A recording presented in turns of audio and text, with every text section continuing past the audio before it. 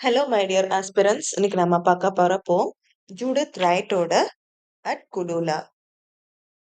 இது பிஜிடிஆர்பி எக்ஸாம்ல நியூவா ஆட் பண்ணியிருக்க ஒன் ஆஃப் த போம் தான்.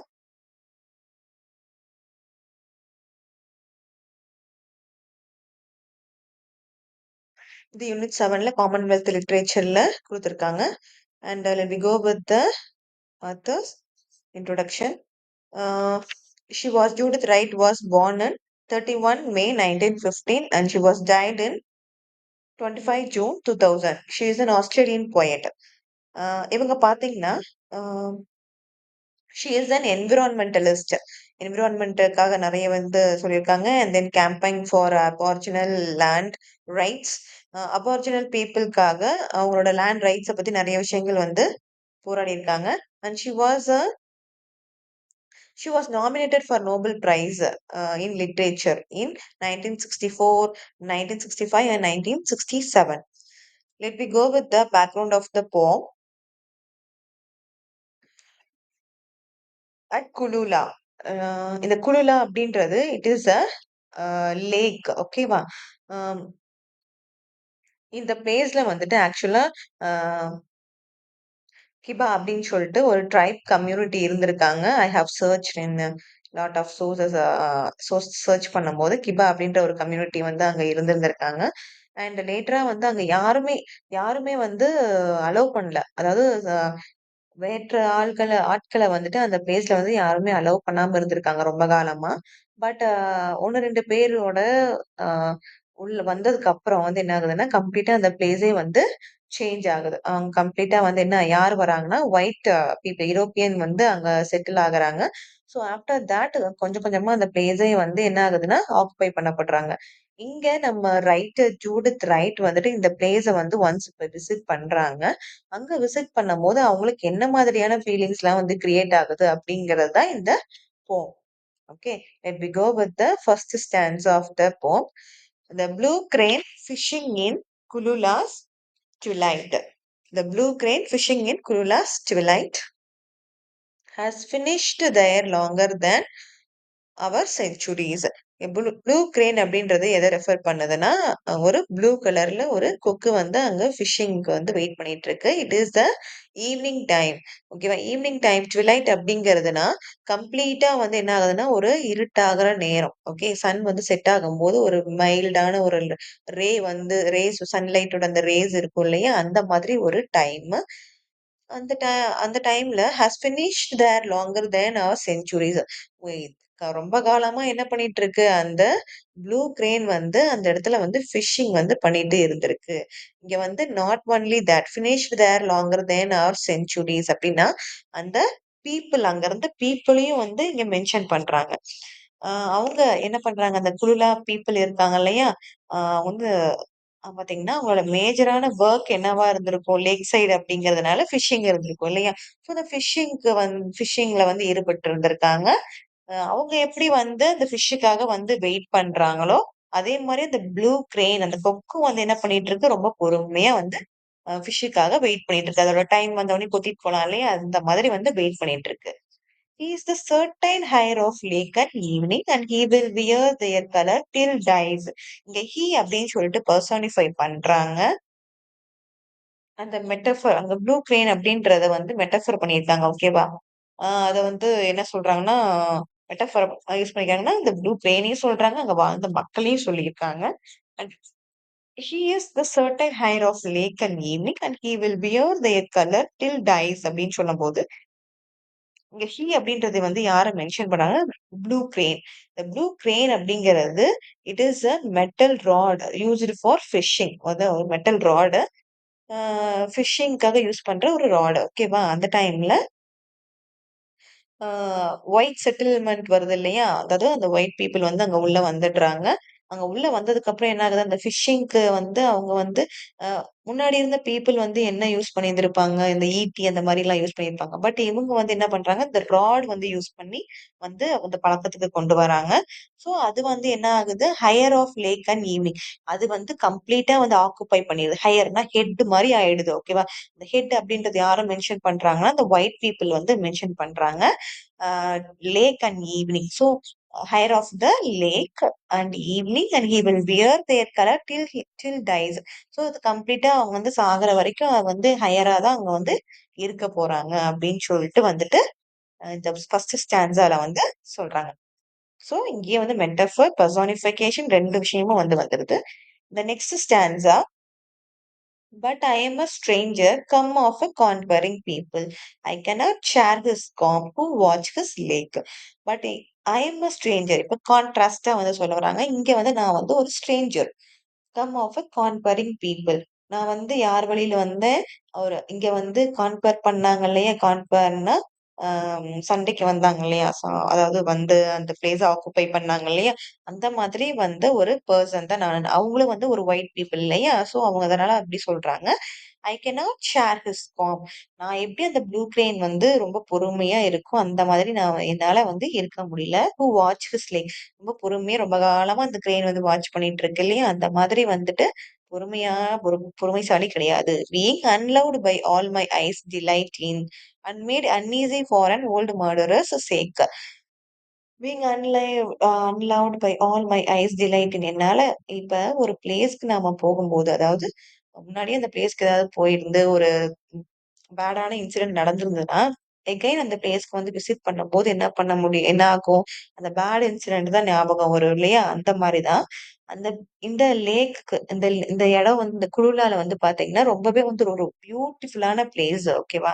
இப்பயுமே அதாவது அவங்க போயம் எழுதுனாங்களே அந்த டைம்ல கூட வந்து ஒரு பியூட்டிஃபுல்லான பிளேஸா தான் இருந்திருக்கு. பட் அவங்களால என்ன பண்ண முடியல, அந்த பியூட்டினெஸ்ஸ வந்து வந்து அனுபவிக்க அ பார்க்க முடியல.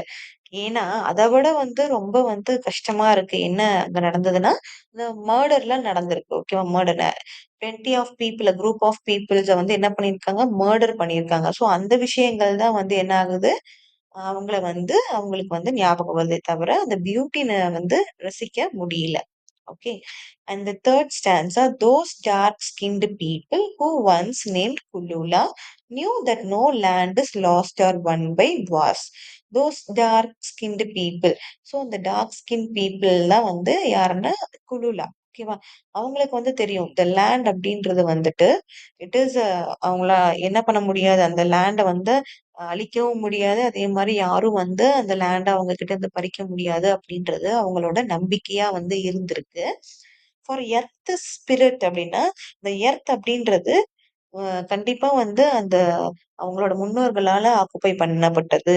அதுக்கு வந்து ஒரு சக்தி இருக்கு. அதனால வந்து யாராலயும் வந்து ஒரு பவர் இருக்கு. அது யாராலயும் வந்து ஆக்குபை பண்ண முடியாது அப்படின்ற ஒரு பெரிய பிலீஃபா வந்து அந்த குலுலா பீப்பிள் வந்து இருந்திருக்காங்க. எப்படி அவதார் மூவில வந்துட்டு ஒரு ட்ரீ இருக்கும். அந்த ட்ரீல வந்து அந்த ஆன்மாக்கள் அவங்களோட ஆன்செஸ்டர்ஸோட சோல்லாம் வந்து கனெக்ட் ஆக்கி இருக்கு அப்படின்ற மாரி ஒரு கான்செப்ட் இருக்கு இல்லையா? அந்த மாதிரி தான் இவங்களும் வந்து அந்த லேண்டோட ரொம்ப கனெக்டடா இருந்திருக்காங்க. The invader's feet will tangle. So, tangle in nets there, and his blood be thinned by fears.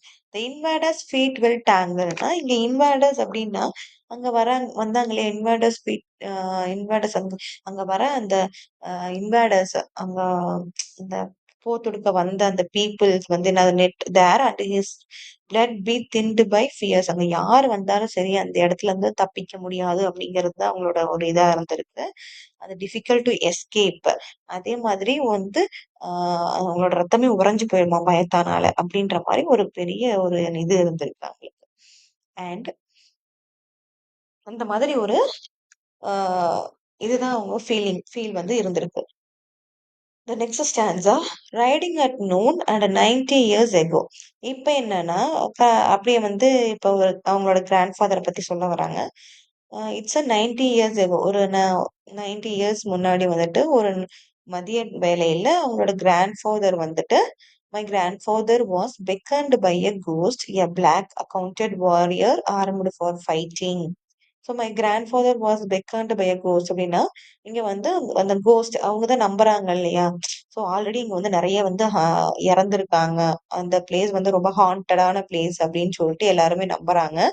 So அங்க வந்து கிராண்ட்ஃபாதர் வந்து ஒரு கோஸ்ட்ட வந்து பார்க்குறாராம். "வா என் கூட சண்டைக்கு வா" அப்படின்ற மாரி பெக்கான்ட் அப்படின்னா, கை அசைச்சு கூப்பிடுறது. சண்டைக்கு வா அப்படின்ற மாரி வந்து அ அந்த கோஸ்ட் வந்து கூப்பிடுதாமா. ஹூ சாங்க் இன்டு பேர் பிளேன். எகைன் வந்து அந்த பேங்க் அந்த இதுலயே வந்து அந்த சர்ஃபேஸ்லயே வந்து உள்ள இறங்கி மறைஞ்சு போயிடுறாரு. ஓகேவா? அது அந்த பெர்சன் அந்த கோஸ்ட் இருக்கு இல்லையா? அது வந்து அப்படியே வந்து லேண்டுக்குள்ள அப்படியே மறைஞ்சு போயிடுதாமா. As now into time past. So எப்படி வந்து அந்த அ மக்கள் வந்து அந்த இடத்துலயே வந்து அழிஞ்சு போனாங்க அப் போனாங்களோ, அதே மாரி தான் வந்து அது வந்து ஒரு ஹிஸ்டரி மாரி ஹிஸ்டரி இல்லையா? அது வந்து ஒரு ஆ இட்ஸ் அ டைம் பாஸ்ட் அப்டின்னா, அது கம்ப்ளீட்டா வந்து அந்த இடத்துலயே அந்த இடத்தோடயே அந்த இது வந்து வரலாறுலாம் வந்து அழிஞ்சிடுச்சு. அந்த பீப்பிளோட இது எல்லாமே வந்து அழிஞ்சிருச்சு அப்டின்றதையும் இங்க வந்து சொல்றாங்க. And white shores of sand, plumbed reed and paper bark, clear heavenly levels frequented by crane and swan. So white shores of sand அந்த அந்த ஷோர் வந்து பார்க்கறதுக்கு அந்த லேக்கோட அந்த ஷோர் வந்து பார்க்கறதுக்கு எப்படி இருக்கு? ஒயிட்டா இருக்கு. Plumed reed and paper bark. நீங்க பிக்சர்ல பார்க்கலாம். பிளம் ரீட்னா பிளம் வந்து கொத்து கொத்தா காய்ச்சிருக்கு. அண்ட் பேப்பர் பார்க் ட்ரீஸ் வந்து அந்த ஃபுல்லா இருக்கு. Clear heavenly levels frequented by crane and swan அப்படின்னா, கிளியர் எப்படி இருக்கு? ரொம்ப கிளீனாவும் அண்ட் ஃப்ரீக்வென்ட்டா யார் அங்க வராங்கன்னு பார்த்தீங்கன்னா, கிரெயினு, ஸ்வானு அதெல்லாம் வந்துட்டு என்ன பண்ணுது? ஃப்ரீக்வென்ட்டா அந்த பிளேஸ வந்து விசிட் பண்ணிட்டு இருந்திருக்கு. I know that we were justified only by love, but oppressed by arrogant guilt have room for none.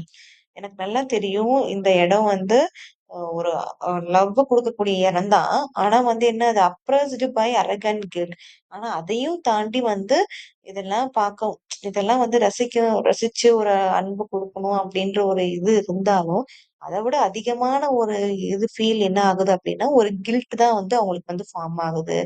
அதனால வந்து எந்த ஒரு விஷயத்துக்கும் வந்து இடமில்லாம வந்து போகுது. ஓகே.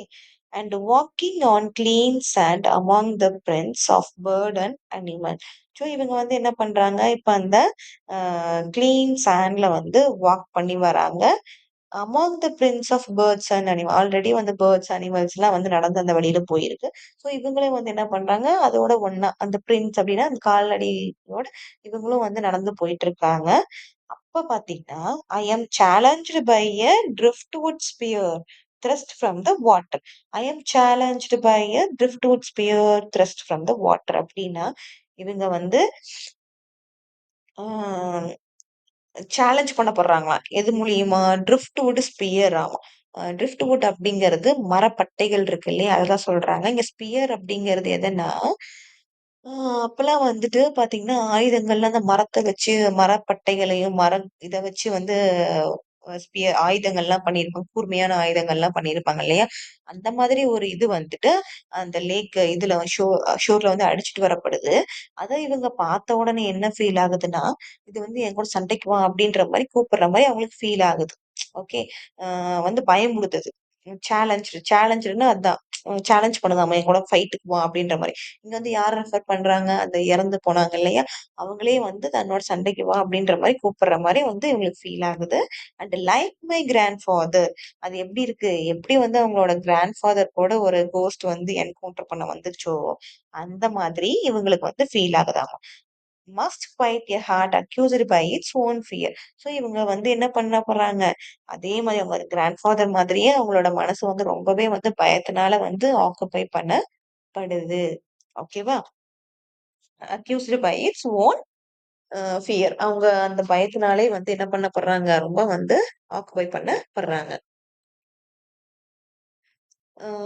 ஆ இது வந்து என்னன்னா, அ அவங்க லேண்ட பத்தினதோ, ஹிஸ்டரிய பத்தியோ அவங்க வந்து ரொம்ப வந்து ஆங்ஷியஸ் ஆக கிடையாது.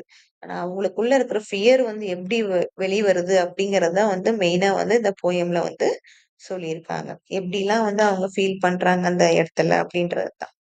So this is what the meaning of the poem at Cooloolah. Like பண்ணுங்க, ஷேர் பண்ணுங்க and share with your friends. மறக்காம சப்ஸ்கிரைப் பண்ணிடுங்க. Thank you.